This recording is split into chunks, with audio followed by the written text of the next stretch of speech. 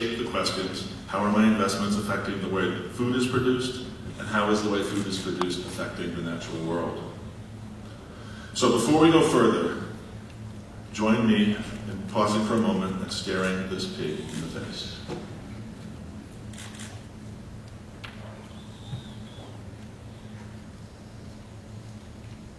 Welcome, fellow pig lovers, and welcome to fellow earthworms, because we are all working in the soil of a new economy. An economy that strives to be based less on extraction and consumption and more on preservation and restoration. But there's another kind of creature with us here in this room today, something much bigger than an earthworm or a pig. There's an elephant in the room, and its name is fiduciary responsibility. What is this thing called fiduciary responsibility? If we go all the way back to its roots in ancient Rome, a fiducia was a pledge of property between a borrower and a lender. Zooming to mid-19th century America, the foundation of what would become known as the prudent man rule was laid down in Harvard College versus Amory in 1830. I was hoping the pig would stay up there most of the time. Justice Samuel Putnam defined a trustee's responsibility. Let's have a round of applause for that. Justice Samuel Putnam defined a trustee's responsibility to, quote, observe how men of prudence, discretion, and intelligence manage their own affairs, not in regard to speculation, but in regard to the permanent disposition of their funds, considering the probable income as well as the probable safety of the capital to be invested, unquote. Let's keep zooming towards the present all the way to 1989. I'm sitting in the New York City conference room at Alliance Capital, a multi-billion-dollar gatekeeper for the venture capital industry. My audience is one Tony Hoberman, an Alliance Capital partner, and he states, I have a moral obligation to my investors to maximize return and minimize risk. It would be a breach of my fiduciary responsibility to take any exogenous social or environmental factors into account. I'll never forget his use of the words moral and exogenous.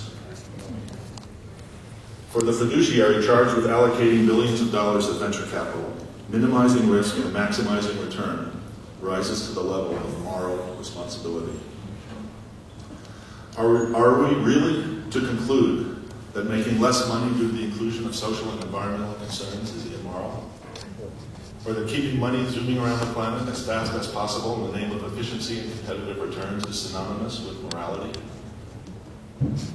If you hurt people deliberately, George Soros has said, that's immoral. If you break the law, that's immoral. If you play by the rules, then the market itself is amoral. I'm no expert in ethics, but it seems to me that a competent morality would widen our responsibility and affection rather than narrowing them. So when the stewards of the largest pools of capital on the planet put a veil of amorality around their decision-making, where does that leave us? Looking back, I can see now that the first seeds of what would one day become slow money were sown in those words of Tony Hoberman. I have a moral obligation to my investors to maximize return and minimize risk.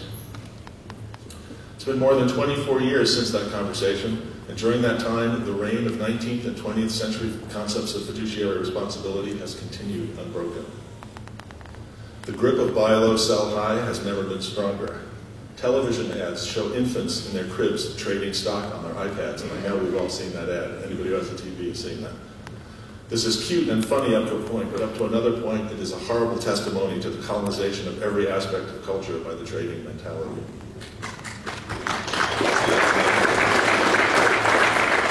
There has been significant progress in assets under management by socially responsible mutual funds and investment advisors, and some of the leaders of socially responsible investing and impact investing are in the room with us today.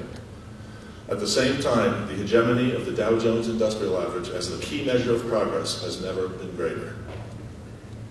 So at this point, I need to ask, how many people in this room have never heard Bobby Kennedy's quote about GNP and the Dow Jones Industrial Average and our economic well-being? How many people here have never heard the quote? I'm curious. Great. Most people have heard it, therefore I don't have to read it. But no, I'm not going to. But it may be the most beautiful thing. I've got too much other stuff to cover, and it's a long quote. But I'm going to direct you to it. If you haven't heard it, Google RFK and GNP. It is an amazing quote. It ends, but I do have the last sentence in here. It says the Dow Jones Industrial Average can tell us everything about America except why we are proud to be Americans. And I'm just telling you, you would not believe it if you've never read this quote.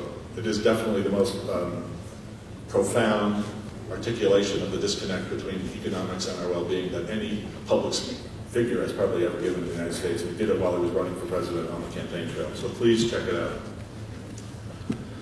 But let's keep going on our little journey through the land of fiduciary responsibility. And let's jump to the current day. John Bogle is the founder of the Vanguard Group, one of the world's largest investment management firms with some $2 trillion of assets.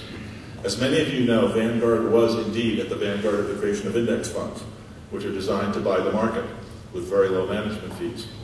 What's the premise? Well, it's not really a premise at this point, it's experience. It turns out far too many money managers don't beat the market by more than their management fees. I'm sure most people in this room are aware of that. That is, performance net of management fees is often lower than the market index against which that performance is measured. Does anybody realize how crazy that is?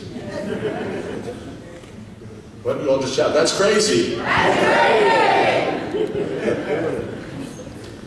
Turns out these same problems accompany venture capital, the current venture capital. Given that we're here today to catalyze the flow of funding for a bunch of small private companies, or tomorrow, I should say, when the deals will be on the stage, it's important that we scare the little piggy of venture capital in the face. All right, are there any venture capitalists in the room? That's very disappointing. I know there are a few, at least, former venture capitalists in the room. We don't scapegoat people here. We really don't. Why isn't David Haynes in the room? David, if you're out there watching streaming, I'm mad at you for not being in the room. We're here planting the seeds of something called nurture capital, and we do so in the very large shadow cast by venture capital, whose high-flying, high-tech, capital-intensive methods tend to dominate our sense of the right way to invest in private companies. In May of 2012, the Kauffman Foundation published a report that made transparent the results of its experience investing in 100 venture capital funds over a period of decades. What was the conclusion of the report? The average venture capital fund failed to return investor capital after fees. That's crazy. That's crazy!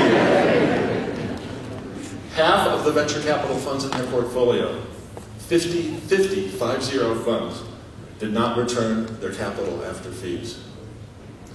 Nevertheless, here's what they conclude.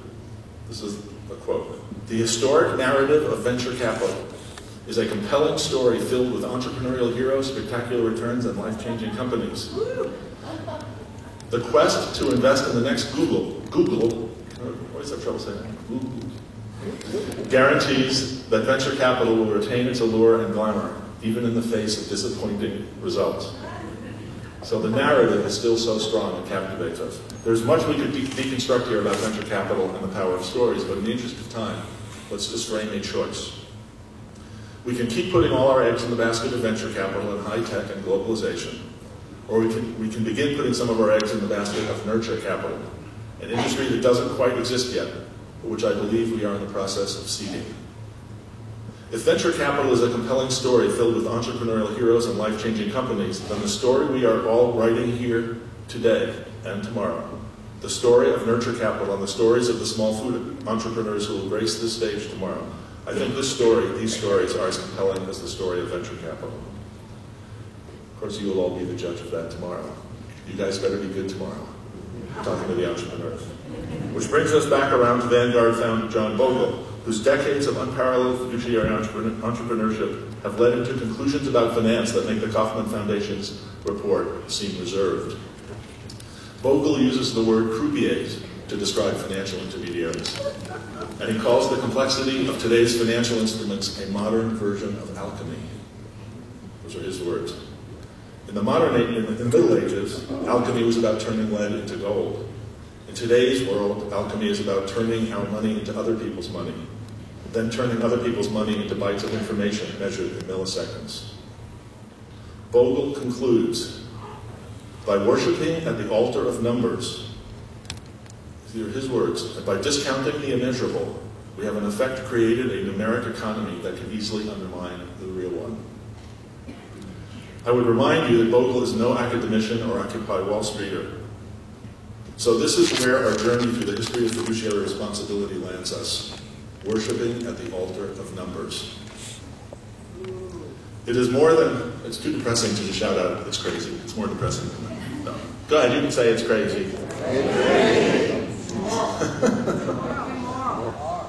It is more than a little interesting that Bogle's comparison of the numeric economy to the real economy sounds downright Wendell Berry-esque.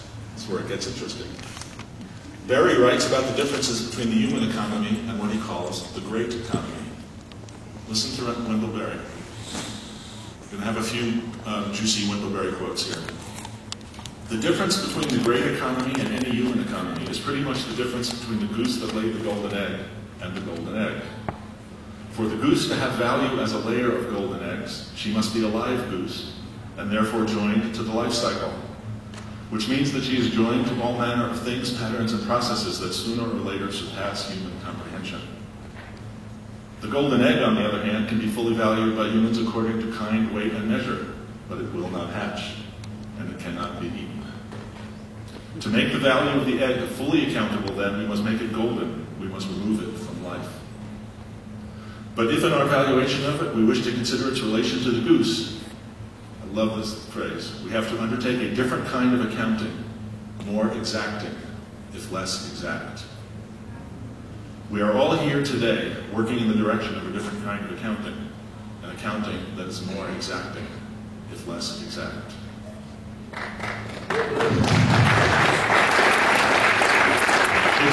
It's notable and hopeful that both Bogle and Berry point towards values that cannot be quantified. It is important that we see them as connected by a single greater purpose. The inventor of index funds and the poet farmer. The steward of trillions of dollars and the steward of millions of earthworms. Neither the financier alone nor the farmer alone can solve the great problems of our day. So long as Bogle speaks to one constituency and Berry to another, we will not discover a new kind of accounting. And such a new accounting requires a new conversation, one that is nuanced enough, exacting enough, to speak across the silos of expertise that separate us. We need a conversation not only between investors and farmers and fiduciaries and entrepreneurs, but a conversation between those very parts of ourselves, between the part of ourselves that is beholden as we sit here to buy low, sell high, and the part of ourselves that is trying to mature into a more responsible and engaged participant in the great economy. We need an authentic, nuanced public conversation about what's broken in the food system and the financial system, what's broken in our economy and in our culture. We want to speak in authentic, nuanced terms about both sides of the coin, industrial finance and industrial agriculture, GMOs and CBOs, fast food and slow food, fast money and slow money. This kind of conversation is what we've been hosting in gatherings, large and small, local and national, around the country for the past few years, and I wanted to share with you this morning a few gems from those conversations around the country. Local is the distance the heart can travel. That's what Odessa Piper said after a roaring discussion in Madison about the difficulty to finding local. Is it 50 miles, 100 miles, drivable in a day, a watershed, a bioregion? Local is the distance the heart can travel. A woman in Ashland, Oregon, whose name I'm sad to say I've not been able to recover, said this: "The innate value of this kind of investing is so obvious to me, I don't care how much money I make." We have John Fullerton with us today from the New Economics Institute. He's actually going to be up on the panel shortly. And I would say that if there's going to be a new economics, that is going to have to include the concept of innate value. The innate value of this kind of investing is so obvious to me, I don't care how much money I make. What the heck kind of fiduciary responsibility is that? Right kind. Or is it morality? Then there are the words of our dear friend Jane Gusso, who is blessing us with her presence today. She's here with Joe.